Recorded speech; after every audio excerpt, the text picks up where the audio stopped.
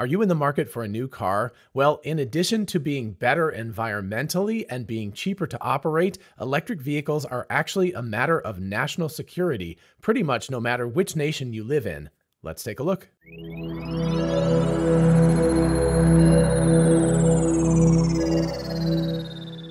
Hey y'all, it's Dr. Know-It-All. So we just recently purchased a Model Y, as you might know, a nice red one. So much for subtlety because it's red after all. And of course, previously in 2020, we purchased a Model Y that we replaced with that one, and then later purchased a Model 3 vehicle. So we have purchased 3 new Teslas at this point. And when we made the original purchase in December of 2020, I was thinking about EVs being very, very good for the environment, being less expensive to own and operate because there's less maintenance and all of that stuff. But I certainly had not thought about national security issues. But over the last several years, it's become more and more evident to me that everyone should seriously consider purchasing an electric vehicle if you're buying new, or if you can buy a used car that's an EV rather than a gas-powered car, because it really is a matter of national security. So to give a sense of what I mean by this, let's dial the clock back a couple of hundred years to the early 1800s, the Industrial Revolution. And in very broad strokes, the history of the 19th century was, of course, the Industrial Revolution,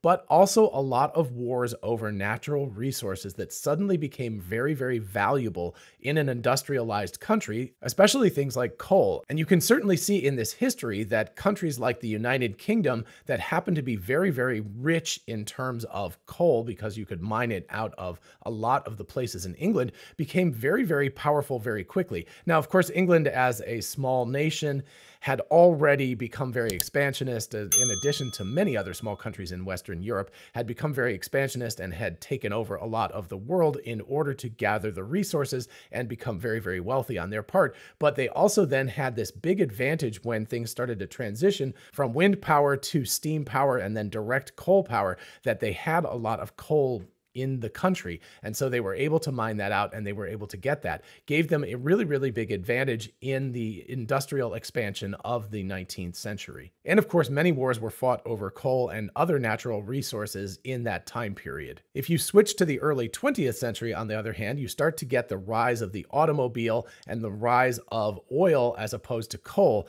The United Kingdom has basically no oil, and so suddenly things really, really change.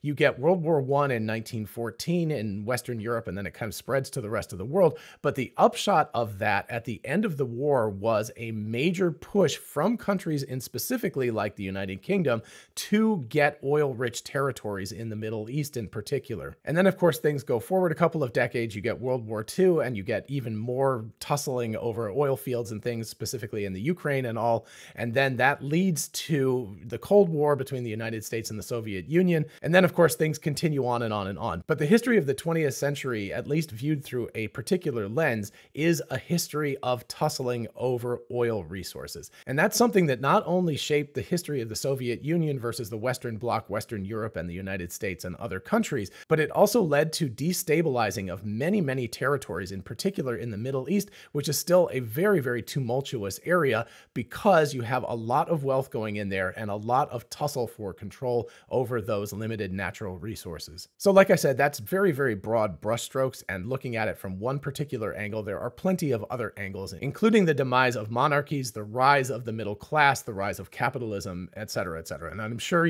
like I said, broad brushstrokes here, so I'm not trying to get into all the weeds, or else this would be a very, very long video.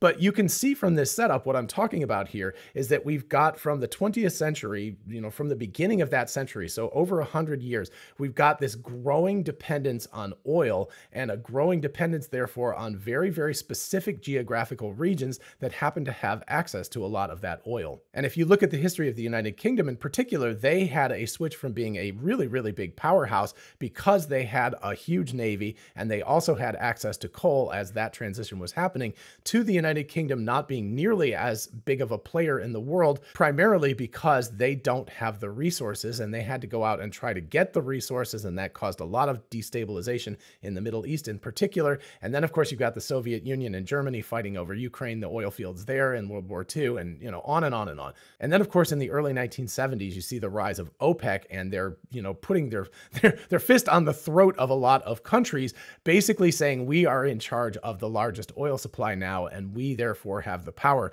And so a large destabilization of the power structure of the world. So what does this have to do with you buying an internal combustion engine vehicle? Well, when you buy an internal combustion engine vehicle, you have to combust something that is gasoline or diesel, and that comes from oil, and that oil comes from limited geographies, which gives power and money to particular governments and particular geographical regions. And that is something that centralizes wealth and power into relatively small geographical areas. So why is this different for electric vehicles? Well, the big reason why is because you're not burning oil anymore. Now, of course, you have to charge up the car as opposed to filling it up with gasoline, so you have to charge it up with electricity. But electricity can come from many, many different sources. It can come from oil, it can come from coal, it can come from solar power, it can come from hydropower, it can come from wind power, it can come from geothermal power, it can come from many, many different sources. So that's a major advantage of electricity versus oil. You have to get oil out of the ground, you have to mine it, you have to refine it, you have to do all of that stuff. And again, that places a great deal of control of that resource to relatively small geographies in the world. Whereas pretty much every country has access to things like sun and wind and certainly coal power and other options, even if they're not the greenest things in the world. And then, of course, with that diffuse power generation capability comes the fact that you also can generate a lot of this stuff locally. In other words, if you do solar or something to generate electricity, or nuclear, or whatever you want to talk about, that only has a relatively limited geographical range that it can go, because you have to transmit it over power lines, and if those power lines get too long, you lose too much power in the transmission. So all of these things are relatively local in terms of generation and usage, which is a big advantage when it comes to national security. And again, because you can generate electricity from so many different sources, there's also a huge national security advantage, which is that if you're generating it from coal and you're having to import that coal from another country, and that country turns out to be, very antagonistic towards you, you can then alternate in a couple of years, 5 or 10 years or something, you can switch over your power supply to something like renewables, like solar, or maybe build a nuclear power plant or something like that. So there are alternatives for the way that you can generate electricity. And again, that's just not possible with internal combustion engine vehicles that have to run on oil. So a couple of counter arguments to all this. The first thing will be, people will probably say, well, I can run my vehicle, it's a flex fuel vehicle, I can run it on biodiesel or something like that instead. Yeah, you can, but biodiesel is a very, very energy intensive process to make and all of that. And even with that, you're not running it on 100% biodiesel. When you do that, it's usually a blend of traditional oil plus the oil that comes from biofuels and things. So you're not really getting yourself completely off that dependency on oil using biofuels. The other argument, and this is very valid, is in order to build batteries, you need a lot of rare earth minerals, and for electric motors and stuff like that as well. So you need things like lithium and manganese and cobalt and iron, but iron's pretty much available everywhere. But anyway, you need a lot of relatively rare and geographically localized minerals in order to get batteries and in order to build electric motors. And of course, China, having taken the very long term and being really wise about this a couple of decades ago, has garnered control of a lot of those resources, and especially of refining those resources. So that is a pretty big downside if you want to have national security. Again, you don't want to depend on a foreign nation to build this stuff out.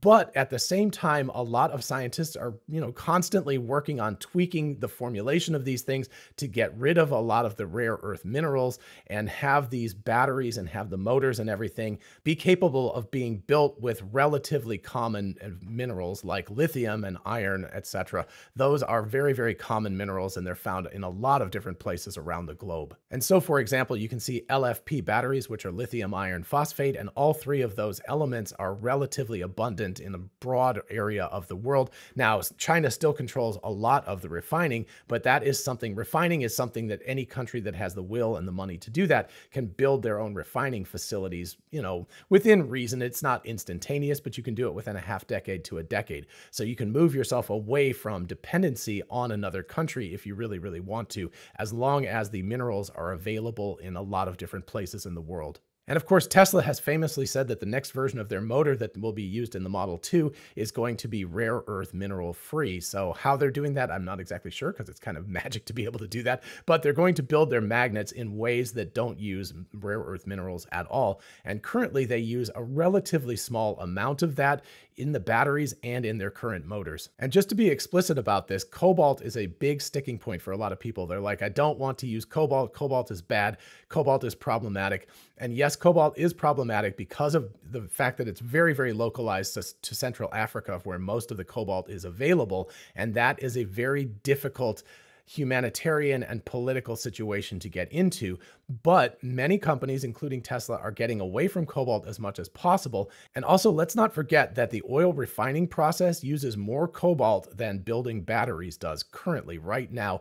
And that cobalt is used up in the refining process, so you can't recycle it. So yes, the oil you burn in your internal combustion engine vehicle is using cobalt to refine that oil into gas. And that means that you're using a lot of cobalt yourself if you're driving an internal combustion engine vehicle. And speaking of recycling, this is the real ace in the hole for all of the minerals that are used in battery electric vehicles, is that they can be recycled. And this is something that Redwood Materials and Tesla's looking at this, and many other companies are looking into, is recycling batteries at scale. This is not super simple, but it's something that people are working on actively right now. And by the time we get to end of life for a lot of the batteries that are in cars, you know, the large scale batteries that are there, and end of life is pretty far away, because you can use the batteries in cars, which is a high performance, you know, need for them. But then when they reduce to, like, let's say 75% of their original capacity, which is too little for cars, people care about the mileage they can drive, you can then repurpose those same batteries and put them in power walls and mega packs and things like that.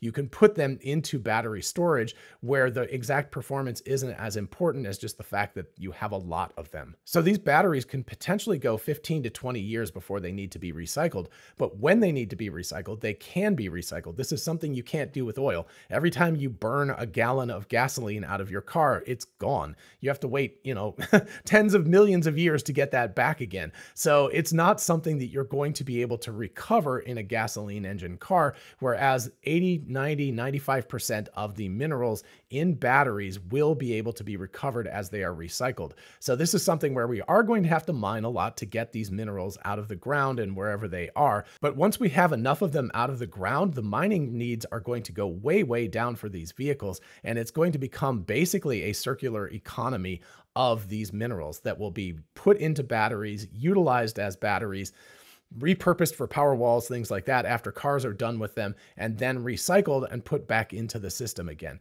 So this is something where the mining is going to be a relatively temporary need, and it's not something where we're going to have to keep using it forever and basically run out, which is what we're going to do with oil. That's the other aspect about oil, is eventually it's going to get to the point where there's just not enough of it around for us to continue to dig out of the ground. So in the end, the ability to locally generate electricity, even down to communities, you know, you can put a solar panel on your roof and you can charge your car from that. That's incredibly local. It's just a few feet between generation and usage of that power.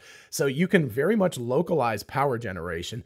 You don't have to go and depend on relatively small geographies that will then get a lot of power and create destabilizing influences of the world, potentially. And even the rare earth minerals that are utilized in EVs are things that are being, number one, reduced in the amount that they are needed, and number two, being mined in hopefully more and more diverse areas, and number three, refined in more and more diverse areas. And in the end, once those batteries are exhausted, they can just be recycled and used again, so you don't need to continue mining forever. So in the end, while you might not have thought about your next vehicle purchase as something that can affect the security of the nation you live in, you really should, and you should really give EVs a look over internal combustion engine vehicles, because they are not only environmentally more friendly and cheaper to operate, but they will make your nation more secure. And that's something that I think everyone who is a patriot for your country is going to think is a good thing. So definitely, if you're looking at a new or even a used vehicle, you should really consider electric vehicles over internal combustion engine vehicles. All right, I hope you enjoyed this video and found it fun and interesting and thought-provoking. And I don't know, if it's anger-inducing, let me know in the comments. Just be constructive. constructive about that. Anyway, while you're down there in the comments, please do like the video so other people can find it. And of course, consider subscribing for more of this kind of content. As always, a huge shout out to my patrons on Patreon, my YouTube channel members, and of course, my ex-subscribers. Thank you all so much for supporting the channel in any way that you can. And of course, if you want to join any of the teams, just check out the links in the description. And if you're interested in a whole bunch of really cool merch, check out our merch store. Link is in the description. We have Tesla Bot t-shirts, the Tesla meme t-shirt, success is a possible outcome, 4680 battery cells. All of that stuff is on t-shirts, mugs, tumblers, and on and on. So check it out. And finally, don't forget we are both Tesla and Amazon affiliates. If you look in the description, you can see how going shopping for a new Tesla, a solar roof, a power wall, or anything on Amazon helps out the channel. In the meantime, I'll see you in the next one. Bye-bye.